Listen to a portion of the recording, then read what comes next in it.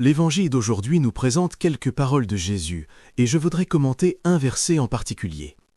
Le Seigneur dit « Faites bien attention à ce que vous entendez. On vous mesurera avec la mesure dont vous vous servez, et l'on vous donnera encore davantage. » Jésus attire notre attention sur la manière dont nous écoutons les choses de Dieu. Tu vas à l'église, tu écoutes la prédication de l'Évangile, et tu sais que tu dois obéir à Dieu. Jusque-là, tout bon chrétien est pleinement d'accord. Après tout, si Dieu dit que quelque chose est mauvais, alors c'est mauvais. Si Dieu dit que c'est bon, alors c'est bon. Face à cela, la première attitude du cœur chrétien est de baisser la tête devant Dieu et de dire « Amen ». Ce geste est plus profond qu'il ne paraît. En disant « Amen », nous faisons un véritable sacrifice de notre intelligence. Ce que nous avons de plus élevé en nous, c'est l'intellect. Et en obéissant, nous reconnaissons que Dieu est infiniment plus sage que nous.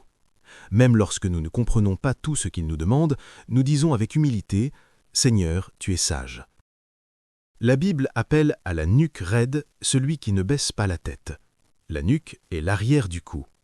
Avoir la nuque raide, c'est refuser d'incliner la tête devant Dieu, c'est ne pas accepter le sacrifice de l'intelligence, c'est ne pas dire « Amen ». Ainsi, la première réalité de l'écoute est l'obéissance. Ici naît un premier amour, l'amour du serviteur, l'amour servile. Et attention, cet amour est bon, il sauve la plus grande partie de l'humanité. Nous ne devons pas mépriser l'amour servile, car bien souvent, c'est la seule forme d'amour qu'une personne est capable d'offrir durant toute sa vie. Dieu est le Seigneur, je suis le serviteur et j'obéis. Mais Jésus ne veut pas que nous nous arrêtions là. Il veut davantage. C'est pourquoi il dit « Faites attention à la manière dont vous écoutez ». Et il ajoute « Avec la mesure dont vous mesurez, vous serez mesurés ». Cela signifie ceci. Et si en plus de faire ce que Dieu commande, nous étions plus généreux? Et si nous donnions ce que nous n'étions pas obligés de donner? Et si nous faisions un pas de plus? Ici surgit une question décisive. Comment écoutes-tu Dieu? Accueilles-tu sa parole seulement avec l'amour du serviteur ou commences-tu déjà à l'écouter avec l'amour du Fils? L'employé respecte ses horaires, reçoit un salaire, a des vacances et des droits.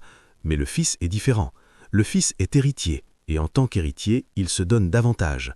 Il travaille quand c'est nécessaire, il se dépasse dans les urgences, il fait plus que le minimum, parce qu'il sait que tout cela lui appartient aussi. Voilà la générosité du Fils. Jésus nous invite à prêter attention à la mesure avec laquelle nous écoutons et répondons. Si notre mesure est étroite, minimaliste, si nous faisons seulement le strict minimum, nous ne recevrons que le minimum. Mais si nous sommes généreux, nous grandirons. Nous grandirons dans l'amour, jusqu'à parvenir à l'amour parfait.